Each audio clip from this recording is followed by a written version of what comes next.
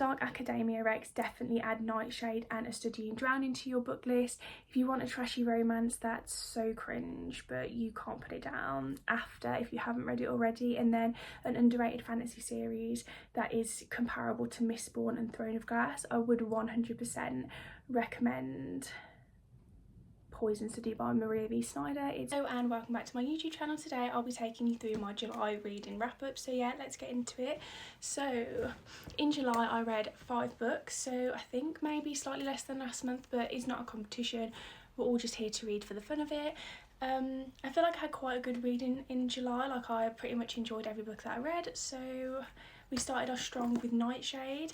I think I did go into this in my June video, because I did start it in June and I finished it just at the start of July, but this book was my favourite book of the month by far, hands down. It's a murder mystery meets Dark Academia, need I say more? I also love this cover from the works. Alex is just a babe. So yeah, it was so good. I did a little short on it too, which probably summarises my thoughts on the book a little bit more, or in a more concise way. But yeah, Nightshade was so good. It was gothic-y, and as I say, it's a Dark Academia, so I am 100% ready for autumn now. Have my autumn nails ready, blood red, because I'm a vampire at heart. Say it out loud. Say it.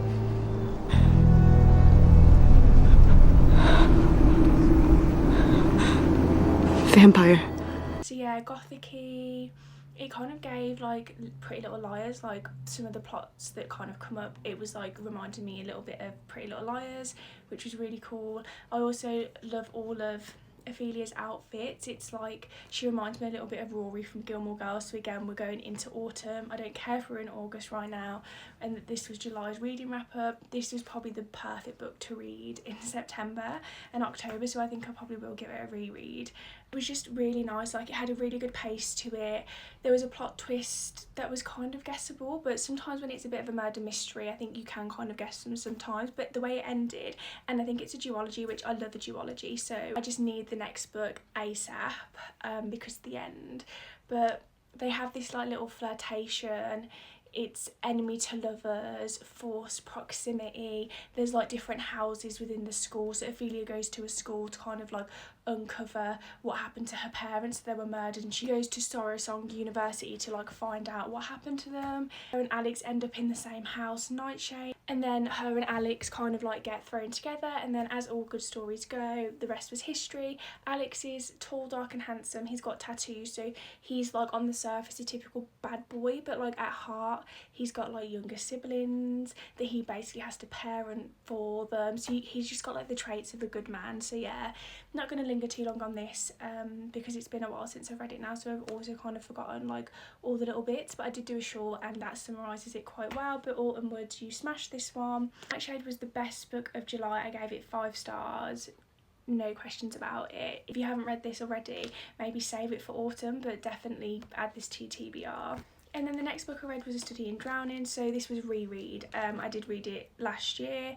I gave it 4.5 stars. I just love this book. It's so poetic, all the metaphors and similes relating to the sea. If you've read this book, you'll get what I mean. If you haven't, then that should be incentive enough to read it.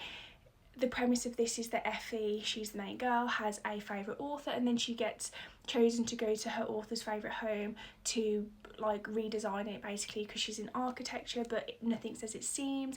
Another Dark Academia, but I would say this is Dark Academia meets fairy folklore, and if you know me, you know that I love a fairy story, but this is fairy folklore-y, The Cruel Prince, wings, tails, you know, those kind of fairies, not sexy females. Sarah J Maas wants to bite my neck and make me their mate. So it's whimsical but in a dark way, which I really love about this book. Also Preston, he's the main male character in this book. Him and Effie are I wouldn't say enemies because I don't think it's quite that strong, but a watered down enemy to lovers. Preston's a schoolboy, not schoolboy, but academic, glasses, intellectual. yeah, normally I just like the brooding males, but something about Preston is just really doing it for me. So yeah, this is so dark and gothic-y and really beautiful as well, like really poetic. Like the writing, it kind of feels like a little bit of a punch to the chest, which I love in all my books. I could inject this book into my veins and be high on her writing for the rest of my life. So yeah, Study and Drowning 4.5. Dark academia, fairy folklore, ends on a bit of a cliffhanger. I wasn't sure if there would be a second book, but the second book has actually just come out, so I'll be reading that soon. I'm hoping to read that in August, so you might see that in my August read and wrap up. So quite a little book. I think you can get through it quite easily. Like, it's quite literary, if that's the word. Like, it makes me feel like I'm back at school or uni, like analysing different texts, which I really like about this. There's like an air of mystery to the whole book, and I really liked that. So yeah, A Study in Drowning 4.5, those are my dark academia reads for July. And then I just wanted something really trashy, something that I could just really get my teeth into. So I went for After, because I'd been to Switzerland with my sister and her boyfriend on holiday, and when we were there, Lyd went into we went into this really cool bookshop. It was so cool, and she bought like a limited edition of Wuthering Heights, and Wuthering Heights is like referenced in After, and I was like, I just really want, this is where my brain goes. It's like what it's like to be inside my head. I was like, Wuthering Heights, he's more myself than I am. Kathy says that about Heathcliff if you read Wuthering Heights, and I was like, that's like in the After film, and I was like, I could really get my teeth into a bit of a trashy romance. So I read After. I bought it on Kindle, so I read it on the Kindle as well. So I was like, that's what being a reader is, like having the same book on Kindle and physical book, and then just deciding at different points in the day what you're going to read it on. So yeah, After was the next book that I read. I gave it 2.5 stars because it's so bad. It's so bad, but it's so good. 2.5 stars, like, even though that is low, it doesn't mean that I didn't enjoy it. Like, I really did enjoy it, and I might pick up book 2 at some point, just not yet. But yeah, if you've read After, like, I literally don't even need to describe it to you, but Tessa is so wet. She is so insufferable. Like, reading it as an adult as well, like, I read it years ago when I was like an inexperienced teenager, but like, everything's her first time. Like, oh, when Harden kisses me, like, it's actually so cringe, and it's so bad. Like, the writing, it's just awful, isn't it? But it's so bad that it's so good. Yeah, I really don't have much to say. Like, if you've read it, you'll literally get it. If you want a cheesy, really cringe romance that's kind of a bit sickly in places, kind of just so cringe that you almost want to put it down, but then it's so cringe that you almost can't put it down, then this book's for you. And if you haven't read After, maybe you've watched the films. The acting in the films is so bad. I'm sorry, but I said it. I had a work trip and I had to go to Leeds for the day. Was it Leeds? Don't know. I think it was Leeds. And I was reading After on the train. I had it on my Kindle, and then some old lady sat next to me, and like, obviously After gets a bit spicy in places, and I had to like angle myself away. So yeah, that was a humbling moment to be like, I don't want the old lady to read the sexy scenes between Tessa and Harden over my shoulder. So awful book, but really addictive. And then the books that ended July I will do together. So it was the first 2 books in the Poison Study series, so Poison Study and Magic Study. Can we just please take a moment to enjoy how pretty these books are? They're so juicy. So these are Fairy Loot, and I'll just like, so this is the book with the sprayed edge, but then if you take off the dust jacket, so this is Valak, he's like one of the main characters in it, and then this is Yelena. I just love these books, they're so cool. Poison Study and Magic Study is a fantasy series. Technically it's like a trilogy, so there's a third one after this. It's not just a trilogy though, so there's the first 3 books which focuses on like Yelena's storyline, and then she wrote another 3 books on one of the characters called Opal, and that's called like the Spyglass series. And that follows Opal's storyline, but then she must have decided that she wanted to like write more about Yelena, or like after so many years, then there's another 3 books that focuses on like Yelena's storyline like so many years after the, there's like 9 books in the series, but I like to break it out into kind of the 3 trilogies. So these were rereads for me. I read this series like over 10 years ago, so maybe when I was like 13, 14, and really loved it. It's a fantasy series, and I think it's a really underrated fantasy series. Premises that within their world, they're like kind of like world is split into two countries, Ixia and Sitia, and the commander of Ixia is like no magic. There's 7 districts, everyone has a job and a purpose within their district. You have to get papers and licenses to be married and things like that. Like everything is by the book. It's really like regimented. And then Sitia is like where all the magicians are. They have clans, each clan kind of has their own style, but it's like a lot more like free, and like they've got magic. So like Ixia, no magic, Sitia, magic.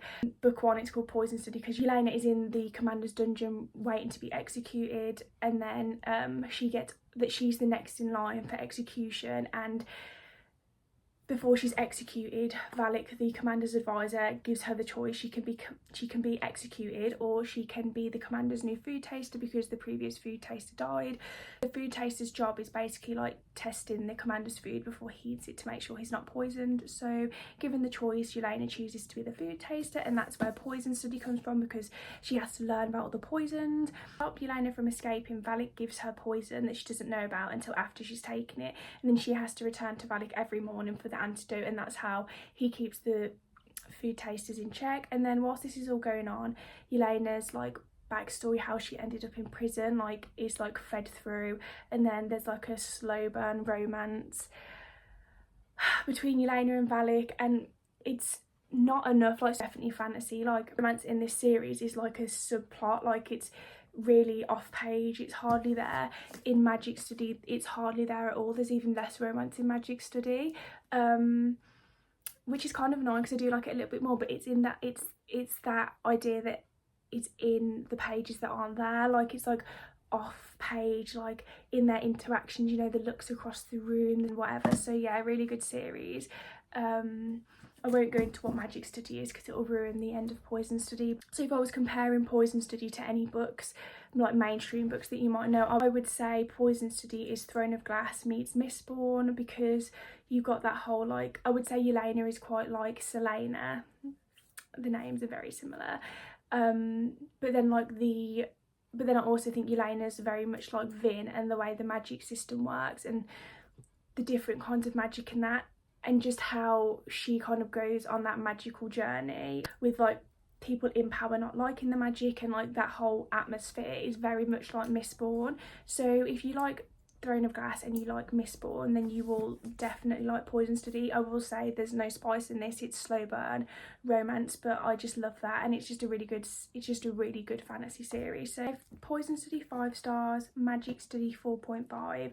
I will say that as the series goes on, like Poison Study definitely is the best book. Magic Study feels a bit long in places, there's like even less romance, so for me I wanted a bit more romance. And then there is a third book, as I said, in the first trilogy, it's called Fire Study, but I technically finished that in August, so that will be in like my August wrap up. But 100% recommend. Like I have read this series before, so I kind of knew where it was going, but for anyone who hasn't read the Poison Study series and you really want like non-mainstream original fantasy content that's similar, that has like similarities and like resonances with like Throne of Glass and or Mistborn, I really feel like Poison Study is the series for you. Yeah, that's my reading wrap up for July. I think hopefully it's not too long. I tried to keep it a little bit succinct because honestly it feels like I read quite a lot of these books a while ago now. I guess we are already into August, but I just feel like I've enjoyed all the books that I've enjoyed, but like I've just enjoyed them. Like I don't have any like analysis-y type of things to say. Maybe because Nightshade is the only book this month that has been like a new book. Everything else has been rereads, and then because I finished Nightshade so long ago, I almost can't remember what I thought of it. But do you mean just reading a book and you're like, oh, I really enjoyed that, like tell me about the plot? I couldn't tell you about it, but like I know that it was good. So yeah, I definitely recommend all of these. Dark Academia Rex, definitely add Nightshade and A Study in Drowning to your book list. If you want a trashy romance that's so cringe but you can't put it down, After, if you haven't read it already. And then an underrated fantasy series that is comparable to Mistborn and Throne of Glass, I would 100% recommend Poison Study by Maria V. Snyder. It's just really refreshing to read like a fantasy series that's a little bit different. But Valak is the man for me. Valak is like the OG Rhysand for me, because I read Poison Study before I read A Court of Thorns and Roses, and And yeah, it's just really good. So those were my July books. I hope you were able to take some recommendations away.